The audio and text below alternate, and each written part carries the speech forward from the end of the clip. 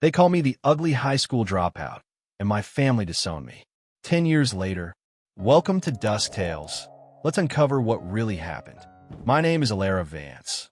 I am 38 years old, and in the carefully curated photo albums of my family's life, I'm the ghost at the feast, the spectral presence whose achievements are unacknowledged, whose choices are a source of quiet, persistent shame. They call me the ugly high school dropout, a label my mother, Genevieve, would whisper with a sigh of martyred disappointment at her bridge club meetings, a convenient cautionary tale to contrast with the glittering, flawless trajectory of my younger sister, Dr. Amelia Vance, the golden child, the one who had gotten everything right. For a decade, my family had effectively disowned me, my existence relegated to a perfunctory, pitying Christmas card and the occasional, strained phone call in which my life was politely and comprehensively ignored. Little did they know that the ugly high school dropout, the failure, was, under a carefully guarded pseudonym, the reclusive, visionary founder and CEO of Ethereum Studios, one of the most celebrated and innovative animation studios in the world, a company whose creations had captivated millions, won countless awards, and was currently valued at just north of $900 million. And tonight, at the industry's most prestigious award ceremony, an event my family was attending with an almost religious fervor due to a tenuous connection through my sister's fiancé's uncle, I, under my professional identity, was slated to receive the Visionary of the Decade award, a lifetime achievement honor that was the industry's equivalent of a Nobel Prize. They had no idea. They were about to find out. Before I tell you about the silence, the profound, earth-shattering silence that fell upon my family's table when my face, the face of their disowned, failed daughter, filled the massive screens of that grand auditorium. If you've ever had your dreams dismissed as delusions, your path derided as a dead end, only to build your own damn highway to a destination they couldn't even imagine, please tell me where you're watching from today, and hit that like and subscribe button.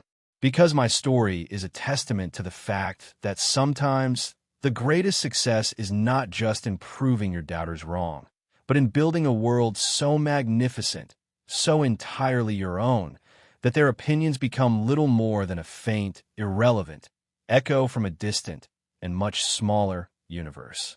My childhood was a masterclass in comparative suffering.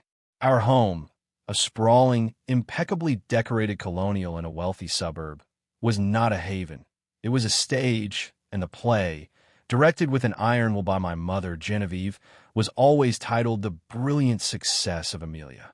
Amelia, my younger sister, was a director's dream. She was beautiful, effortlessly intelligent in a way that was easily quantifiable, perfect grades, debate club championships, a pre-med track at an Ivy League university, and possessed a social grace that made her the darling of my parents' ever-expanding circle of important friends. I, on the other hand, was the difficult understudy, the one who kept missing her cues. I was quiet, introspective, with a wild mane of untamable curly hair and a preference for sketchbooks and graphic novels over field hockey and cotillion. My passion was art, specifically digital art and animation, a world of vibrant imagination and technological wizardry that my parents, whose own tastes ran towards 18th century landscapes and mahogany furniture, viewed with a mixture of bewilderment and profound disapproval. Doodling on that computer tablet again, Alara, my father, a stern, emotionally distant corporate lawyer named Richard, would ask, his voice laced with a weary disappointment, "When are you going to focus on something serious? Like your calculus homework? Amelia is already acing her advanced biology." "It's not doodling, Dad." I would try to explain, my voice small. "It's world building. It's character design. It could be a career." He would just sigh and retreat behind the glossy pages of his financial journal, his dismissal as palpable as a slammed door. My mother was more direct in her critiques. "Alara, darling," she'd say, her voice a silken weapon. "No one is going to marry a girl who spends all her time in a darkened room, staring at a screen. You need to cultivate social skills. Like Amelia. Look at her, so poised, so popular. She understands that a woman's true value lies in the connection she makes and the family she builds." The high school years were a particular kind of hell. While Amelia was being crowned prom queen and lauded for her volunteer work at the local hospital, a position my father had, of course, arranged, I was the quiet, artsy girl in the corner, often the target of a casual, thoughtless cruelty from the popular cliques Amelia so effortlessly commanded. The ugly label, though never spoken aloud by my family, was certainly implied in their constant, anxious suggestions for a new hairstyle, Alara, something more managed, or a little bit of makeup, dear, just to brighten you up. The final straw came in my senior year. I had poured my heart and soul into a portfolio for a prestigious art and design college, a portfolio of digital animations that were, I knew even then, sophisticated beyond my years. On the day of my interview, my one chance to escape, to find my tribe, to prove that my doodling had value, I had a severe, debilitating anxiety attack, a culmination of years of relentless pressure, of feeling inadequate, of being told my passions were worthless. I couldn't go. I physically couldn't leave the house.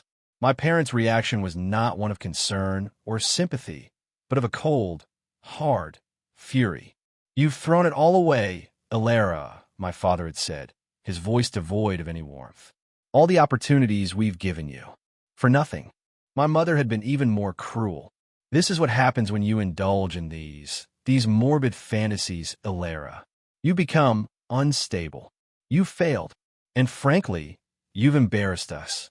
A week later, overwhelmed by a sense of hopelessness so profound it felt like drowning, I dropped out of high school, just 3 months shy of graduation. It was not an act of rebellion, but of self-preservation. I couldn't survive in that environment any longer. My parents' reaction was swift and brutal. They disowned me. It wasn't a formal, legal process, of course. It was a quieter, more insidious excommunication. I was given a small, one-time allowance, a sum that felt more like a severance package than a gesture of familial support, and was told, in no uncertain terms, that I was on my own. "We cannot, in good conscience, continue to enable this failure to launch," my mother had announced, her voice as cold and brittle as ice. "When you decide to get your life in order, to pursue a sensible path, perhaps then we can talk. Until then, you are no longer our responsibility." I was 18 years old, and I was utterly, completely alone. The first few years after leaving home were a blur of cheap, rented rooms, ramen noodle dinners, and a series of soul-crushing, minimum-wage jobs that barely paid the bills. I worked as a barista, a late-night diner waitress, a stock clerk in a cavernous, soulless, big-box store. Each day was a struggle for survival, a battle against the encroaching despair, the insidious echo of my parents' voices telling me I was a failure, a disappointment, a nobody. But in the stolen hours, in the dead of night, in the precious, quiet moments before a grueling double shift, I had my art. My old, slightly battered computer tablet, the one I had managed to salvage from my old life, was my sanctuary, my lifeline. I drew. I animated. I poured all my pain, my loneliness, my fierce, desperate, and unyielding hope into the characters I created, the worlds I built. I taught myself advanced coding, 3D modeling, particle dynamics, my hunger for knowledge, for mastery, a ravenous fire that the drudgery of my daily life could not extinguish.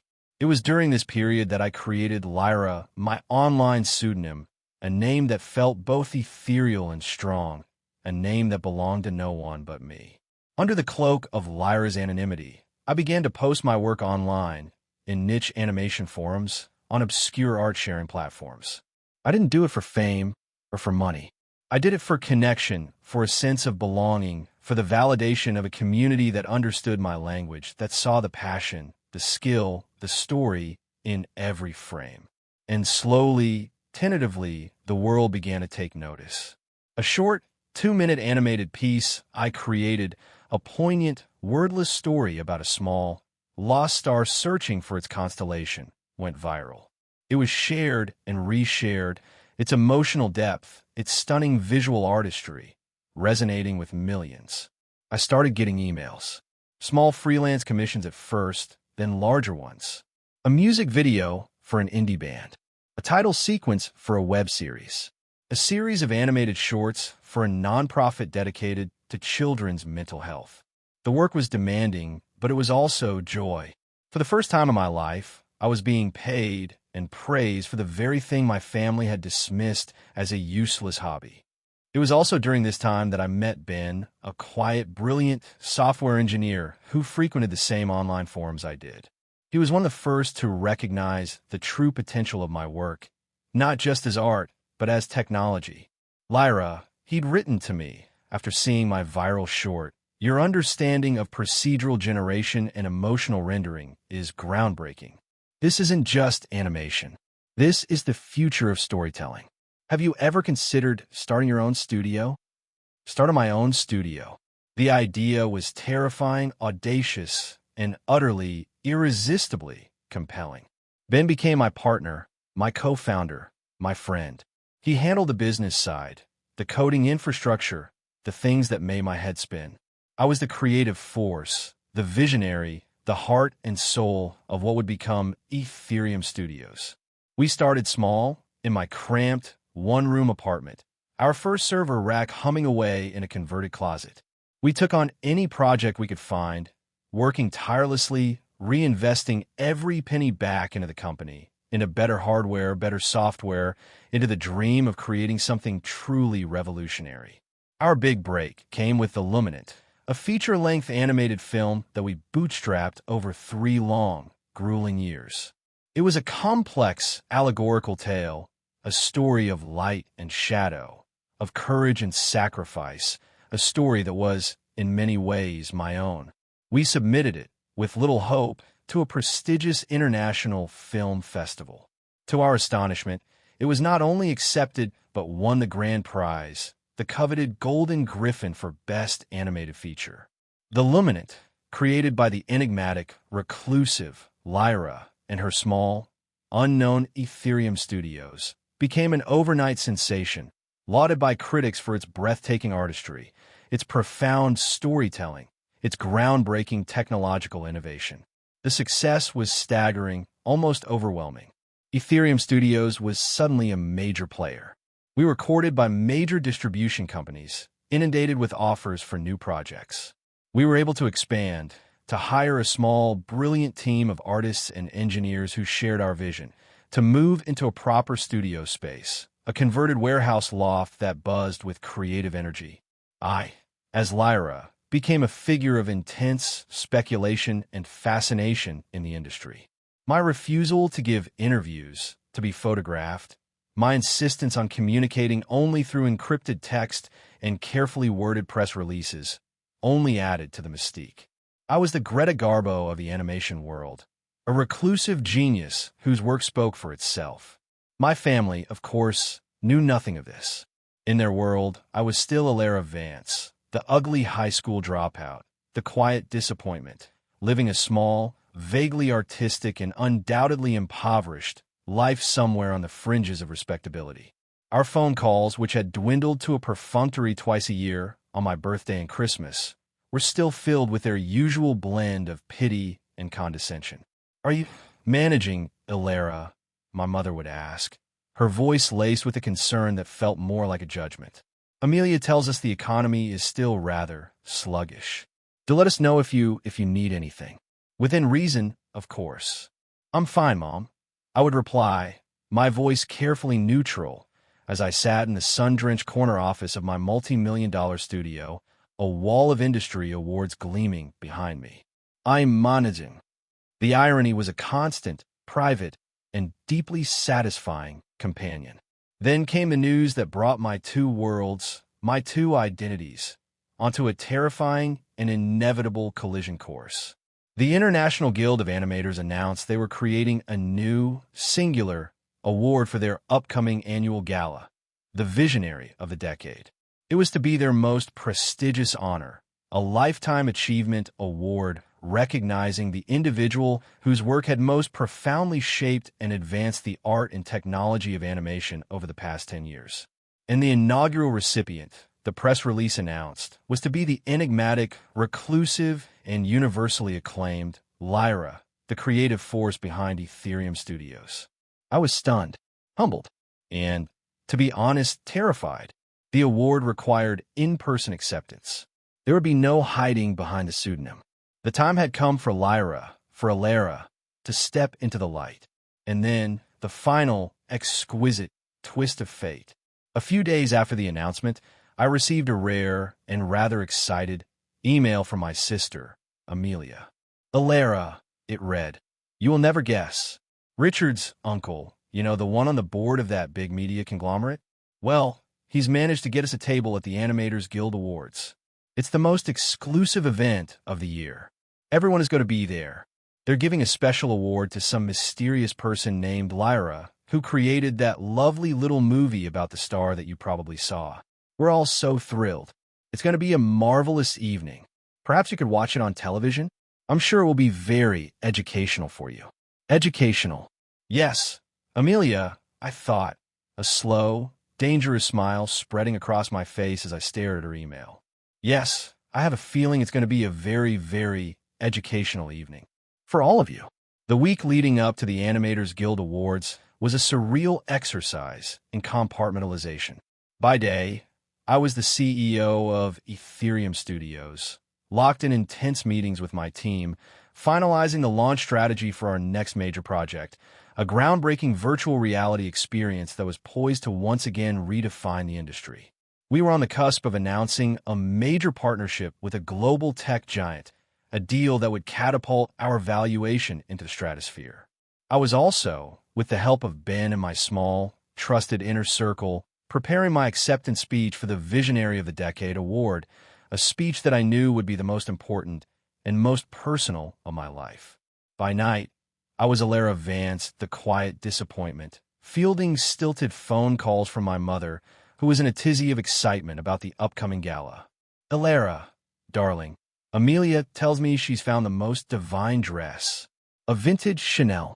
She'll look absolutely breathtaking. What a shame you won't be there to see it. But then, she'd added, with a sigh of maternal resignation, these sorts of high society events were never really your scene. Were they, dear? The condescension, once so wounding, now felt almost comical. I would murmur some polite, non-committal response, my gaze drifting to the elegant, custom-designed, deep sapphire gown hanging in my closet, a gown created for me by a world-renowned designer who was a personal fan of Lyra's work, a gown that would, I suspected, make Amelia's vintage Chanel look like a thrift store find. My father, in a rare, direct call, had also weighed in, his tone a mixture of paternal advice and unspoken judgment. Alara, your sister mentioned you're still pursuing your little art projects. That's fine, I suppose. But you're 38 now. Isn't it time you thought about stability? A proper career? A family? This artistic temperament, it's not a reliable foundation for a life, A reliable foundation. I thought of the $900 million company I had built from scratch, the hundreds of talented people I employed, the groundbreaking technology we were developing, the secure, anonymous, and frankly, astonishingly large personal fortune I had amassed. My foundation, I mused, was probably a damn sight more reliable than his own, which was largely tied up in the volatile stock market and his wife's extravagant spending habits. But I said nothing. The time for words, for explanations, for futile attempts to make them see, was almost over. The time for a revelation was almost at hand. The night of the gala arrived, a glittering, high-stakes affair held in a cavernous ballroom that glittered with crystal chandeliers and the collective ego of the entertainment industry's elite. I arrived early, slipping in through a private entrance, escorted by my friend and business partner, Ben. My anonymity, as Lyra, was still largely intact. Only a handful of people in the industry knew my true identity, and they were all fiercely loyal, bound by a mixture of respect for my privacy and ironclad non-disclosure agreements. From a discreet balcony overlooking the main ballroom, I watched my family make their grand entrance. They were a portrait of smug, self-satisfied success. My father, tall and imposing in his tuxedo. My mother, dripping with diamonds and an almost palpable aura of social ambition. And Amelia, my sister, the golden child, radiant in her vintage Chanel, her arm linked with her fiancé, Richard, a man whose primary personality trait seemed to be his own profound sense of entitlement. They were seated at a prime table, near the front, a table Richard's uncle had, no doubt, paid a small fortune for. They laughed, they mingled, they basked in the reflected glory of the event, entirely oblivious to the fact that the evening's guest of honor, the mysterious creative genius they were so thrilled to be in the same room with, was their own disowned, failed daughter, watching them from the shadows. The irony was so rich, so exquisitely poignant, it was almost a physical taste. As the dinner service began, I overheard a snippet of their conversation, my enhanced hearing aid, a piece of custom tech developed by my own R&D department. One of the perks of owning the company, picking up their voices with crystal clarity from across the vast ballroom. Such a shame Ilera couldn't be here, my mother was saying to the woman seated next to her, a woman I recognized as a prominent art critic. My older daughter, terribly artistic, a high school dropout, broke our hearts. We had such hopes for her, but she chose a different path, a much simpler life. It's a pity, really. She had such potential. If only she'd applied herself to something worthwhile. Yes, my father chimed in, his voice a low rumble of disappointment. Amelia, now, she's the one who truly understands the importance of discipline, of following through. A doctor, and engaged to a wonderful young man from a very fine family. We couldn't be prouder. I watched them, listened to them, my heart a cold, hard knot on my chest. Even here, in this moment of my impending triumph, they were still spinning the same old, tired story, the narrative of my failure, of Amelia's perfection. They were using my memory, my absence, as a social prop, a cautionary tale to further burnish Amelia's golden image. The hurt was a familiar, unwelcome ghost, but it was quickly overshadowed by a new emotion, an emotion I had rarely allowed myself to feel in relation to them. A cold, clear, and utterly, unshakably resolute fury. They had no idea what was coming. They had no idea that the simple life they so pitted was a universe of creation, of innovation, of success so profound it would make their own carefully constructed world seem like a child's shoebox diorama. The awards ceremony portion of the evening began after dessert. A series of minor awards were presented for technical achievements, for sound design, for supporting animation. The anticipation in the room and at my family's table was palpable. They were all craning their necks, eager for a glimpse of the enigmatic Lyra, the woman of the hour. The presenter for the Visionary of the Decade award was a legend in the industry, a pioneering animator whose own work had inspired me as a child. He walked to the podium, a warm, knowing smile on his face. The recipient of our inaugural Visionary of the Decade award, he began, his voice resonating through the hushed ballroom, is an individual who has, in a few short years, completely redefined the art and technology of animation. Her work combines breathtaking beauty with profound emotional depth, and her innovations in procedural generation and AI-driven character rendering have pushed the boundaries of what we all thought was possible. She is a true artist, a true innovator, a true visionary.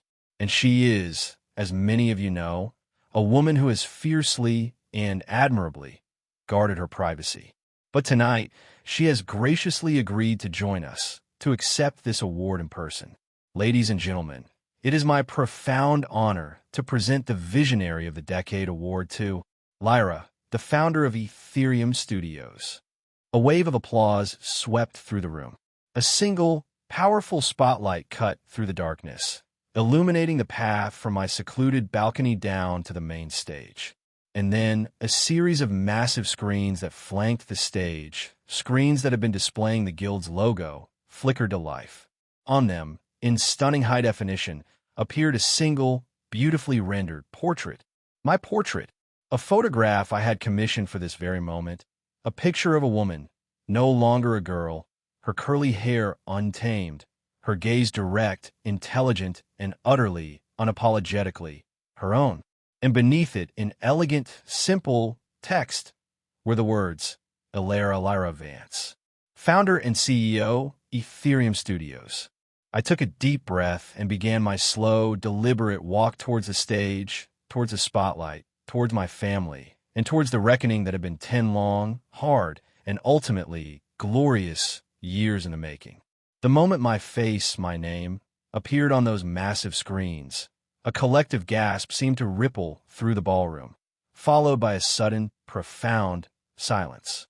The applause faltered, then died completely, as 1,000 pairs of eyes swiveled from the screens to my family's table, then to me as I began my descent from the balcony. It was as if time itself had slowed, each step I took on the grand, curving staircase a beat in a slow, dramatic, and utterly devastating drum roll. I kept my gaze fixed on the stage, on the legendary animator who was now looking at me with a mixture of surprise and dawning, amused comprehension. But out of the corner of my eye, I could see them. My family. Their reactions were a silent, exquisite tableau of shock and horror. My mother, Genevieve, had gone a ghastly, chalky white, her hand clutching her pearls as if they were a lifeline, her mouth hanging open in a silent, horrified scream. My father, Richard, looked as if he had been physically struck, his body slumping in his chair, his face a mask of utter, uncomprehending disbelief. Amelia, my perfect golden sister, was staring at the screen, then at me, her face contorted in a bizarre rictus of envy, confusion, and a dawning, terrible recognition. And Richard, her fiancé, the man who was to have elevated their family standing, simply looked poleaxed. He was staring at me as if I had just sprouted wings and a halo, or perhaps horns and a pitchfork. The ugly high school dropout, the failure, the quiet disappointment was Lyra, the reclusive genius, the visionary of the decade, the woman who owned the multi-hundred-million-dollar studio that was the talk of the industry, the carefully constructed narrative of their lives, the one that depended so heavily on the black and white contrast between Amelia's brilliant success and my pathetic failure, had not just been challenged. It had been atomized, obliterated, in a single, stunning public moment.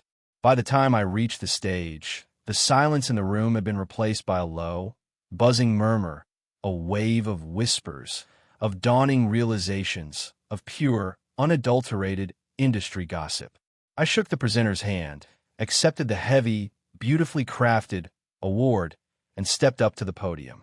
I looked out at the sea of faces, my gaze sweeping past the luminaries, the executives, the critics, until it rested for a brief, unwavering moment on the stunned, shattered faces of my family. And then I began to speak. My voice, when it came, was not angry. It was not triumphant. It was calm, clear, and infused with a quiet, unshakable strength I hadn't known I possessed. "Thank you," I began. "Thank you to the Guild for this incredible honor. I am deeply humbled. I spoke of my passion for animation, for storytelling, for the power of art to connect us, to heal us, to show us the beauty in worlds both real and imagined.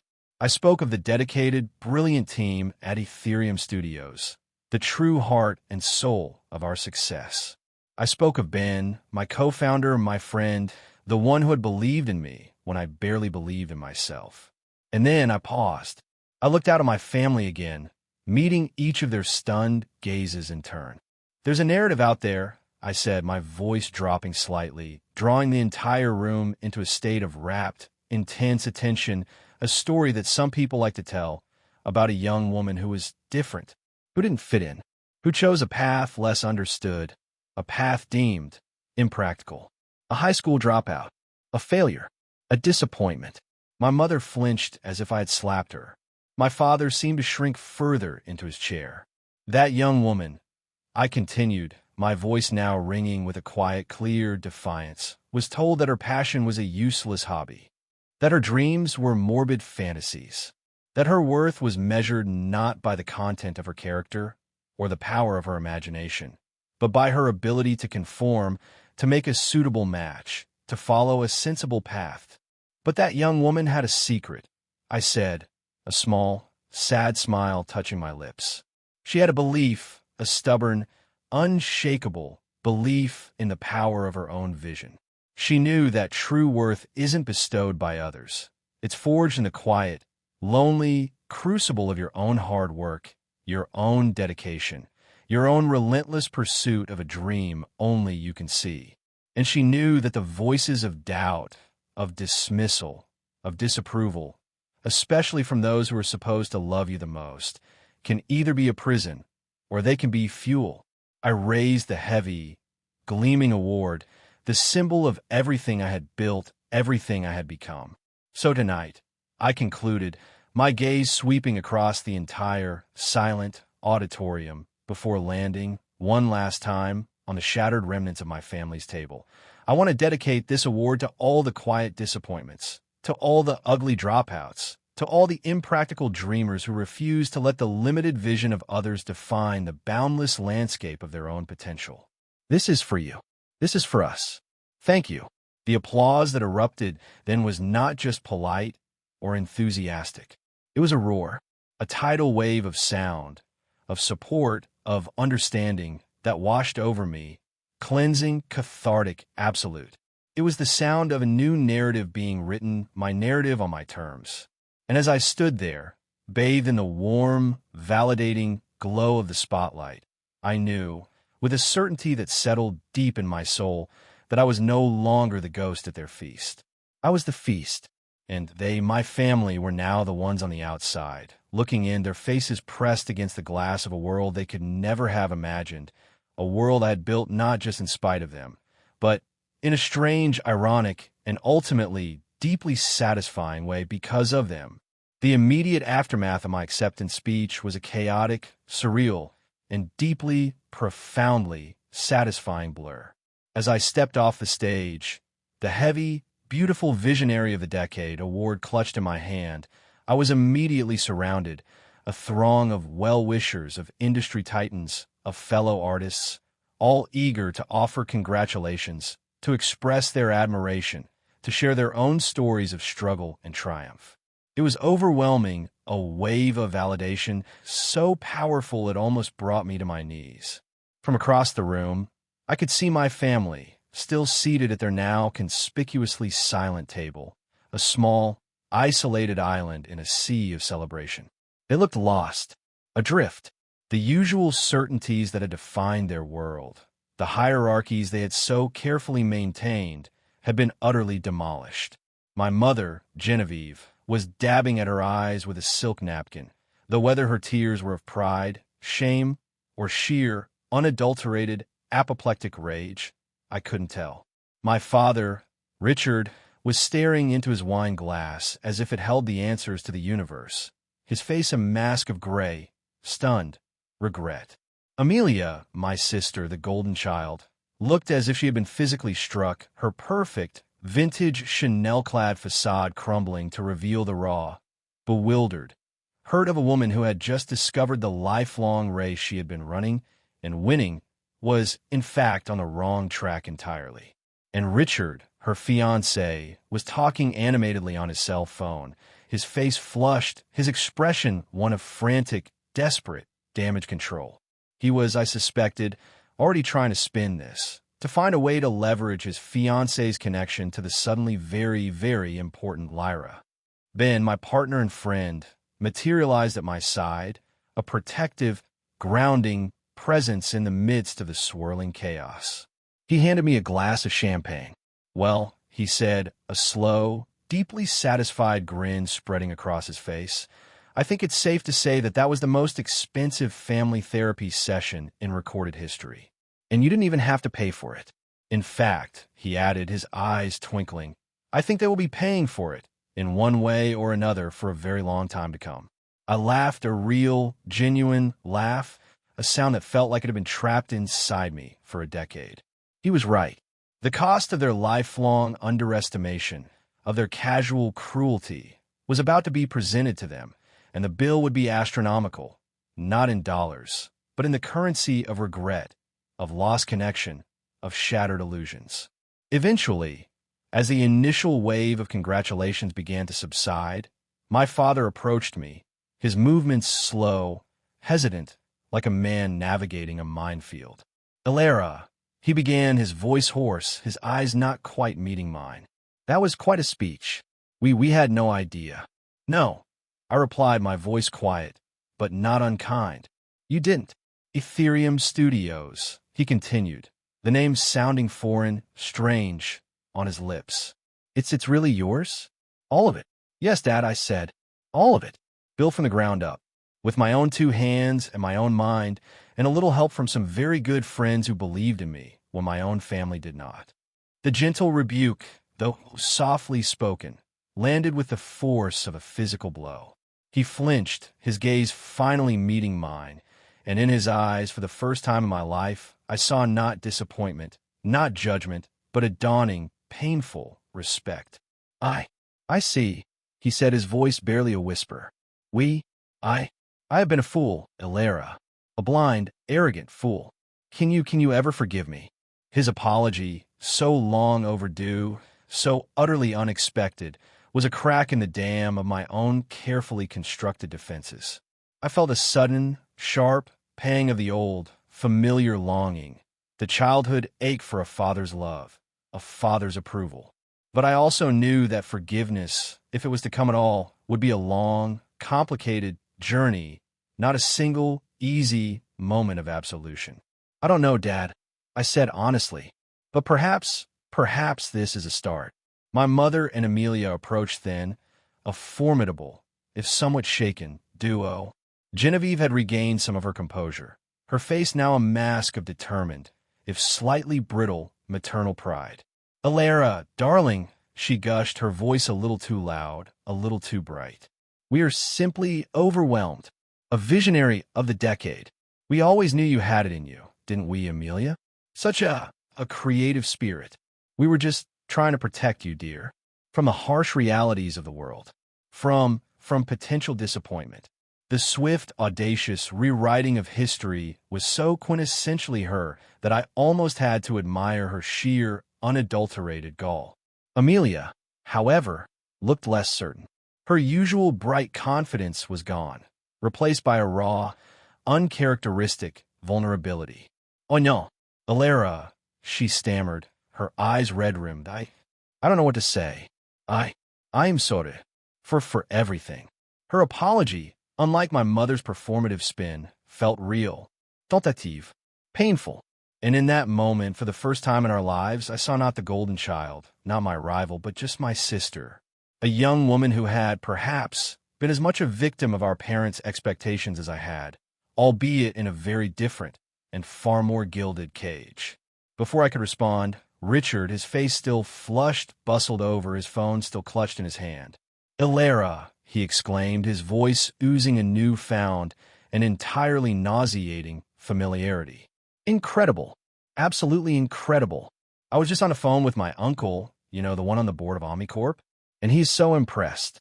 He wants to set up a meeting to discuss potential synergies between Ethereum and Omnicorp's new media division. This is huge. For us. For the family. For us. For the family. His swift, shameless attempt to co-opt my success, to leverage my achievement for his own gain, was so breathtakingly transparent it was almost funny. I looked at him, at his eager, grasping face, and then I looked at Amelia, at her own dawning, horrified recognition of her fiancé's true, opportunistic colors. And then I did something I had never done before. I laughed, a full, genuine, and utterly dismissive laugh. Richard, I said, my voice now laced with an amusement that was as cold as it was clear, I think perhaps you misunderstand the situation. Ethereum Studios does not discuss synergies with third parties through informal family connections. We have a business development department for that. A very discerning, very formidable business development department. But thank you for your enthusiastic interest. And Amelia, I added, turning to my sister, my voice softening slightly, perhaps you and I can talk later, when there are fewer distractions. And with that, I turned, and with Ben at my side, I walked away, leaving them standing there, a small, dysfunctional, and suddenly very irrelevant island in the vast, glittering sea of my own, hard-won triumph. The aftermath of the awards gala was, for my family, a long and painful unraveling. For me, it was a beginning. I did talk to Amelia. We met for coffee a week later in a quiet, neutral cafe far from the prying eyes of our family or the industry. Our conversation was awkward, halting, filled with the ghosts of a lifetime of unspoken resentments and carefully constructed rivalries. But it was also, for the first time, honest. She admitted her jealousy, her insecurity, her own quiet suffering under the immense weight of our parents' expectations. I, in turn, admitted my own hurt, my own loneliness, my own deep, abiding anger at being so consistently, so casually dismissed. We didn't solve everything in that one conversation, but we started something, a tentative, fragile, but genuine connection, a sisterhood that had been denied us for so long. Amelia, to her immense credit, broke off her engagement to Richard shortly thereafter. I finally saw him for what he was, Alara, she told me, her voice filled with a new, hard-won clarity. He wasn't in love with me. He was in love with the idea of me, with the status he thought I could bring him. And when he saw you, saw your success, he just recalibrated. I was no longer the prize. You were. It was that simple, that ugly. She eventually left medical school, admitting to me that it had been our father's dream, not hers, and enrolled in a landscape architecture program, a quiet passion she had secretly nurtured for years. She was, for the first time in her life, choosing her own path, a path that might not be as prestigious in our parents' eyes, but one that was, for her, authentic and true. My father and I also began our own slow, cautious journey toward a new kind of relationship. He started reading articles about the animation industry, asking hesitant but genuine questions about my work, my company, my life. He even, one day, sent me a package. Inside was my old, battered, high school sketchbook, the one I had thought lost forever. Tucked inside was a note, in his familiar, spidery handwriting. Alara, it read, I was wrong. For a very long time. About a great many things. But most of all about you. Your mother and I, we didn't understand. We were afraid of what we didn't know. Of a world that didn't conform to our expectations. That is our failing, not yours. Your vision was always clearer than ours. I am, and always have been, though I was too blind and too proud to say it, so very, very proud of you. Dad, the tears I shed over that note were not tears of sadness, but of a profound, almost painful release. It was the acknowledgement, the validation I had craved for a lifetime. My mother, Genevieve, remained a work in progress. She never truly apologized, not in a direct, unequivocal way. But her critiques softened, her pronouncements became less absolute. She started sending me newspaper clippings about Ethereum successes, with little notes attached. Saw this, dear. How impressive. It was a small, almost infinitesimal shift, but it was a shift nonetheless. She was, in her own way, trying to learn a new language, a new way of seeing her daughter, a way that was not defined by her own narrow, and now demonstrably flawed, expectations. Ethereum Studios, my useless hobby, continued to flourish, becoming a beacon of innovation, of artistry, of a different, more compassionate way of doing business. I established a foundation, the Lyra Initiative, dedicated to providing scholarships and mentorships for young, underprivileged, and unconventional artists, the kind of kids who, like me, didn't fit neatly into the traditional boxes, the kind of kids whose sparks might otherwise be extinguished by the indifference or disapproval of the world around them. One day, a few years after the gala, Amelia, now a successful landscape architect in her own right, was visiting my studio. We were looking out over the bustling animation floor at the hundreds of artists, coders, and storytellers all working together, creating magic. You know, she said, her voice quiet, I used to be so jealous of you, Alara. Not of your art, I never understood that, but of your freedom. Your freedom to not care what they thought. I thought it was a weakness, a rebellion. I never realized it was your greatest strength. I smiled, a genuine, easy smile, the smile of a woman who was finally completely at home in her own skin, in her own world. It took me a long time to see it that way myself. Ames, I said, using her childhood nickname for the first time in decades. A very long time. The journey had been long, the path often dark and lonely. The ugly high school dropout was a ghost that still on quiet nights sometimes whispered in the corners of my mind. But her voice was fainter now, her power diminished, drowned out by the vibrant, joyous roar of the life I had built, the legacy I was creating, the truth I had finally and unshakably claimed as my own. If you have ever been labeled, dismissed, or disowned for choosing a path that others didn't understand, I want you to know that your journey is valid, your passion is worthy, and your potential is limitless. What was the label you had to overcome? And how did you find the strength to rewrite your own story? Share your experiences in the comments below. Your story of resilience could be the very thing that helps someone else embrace their own unique and brilliant path. And if this tale of a failure who built her own empire resonated with you, please give it a like. Subscribe for more stories of empowerment and vindication. And always, always remember, the most beautiful worlds are often built by those who were told they didn't belong in this one. Thank you for listening.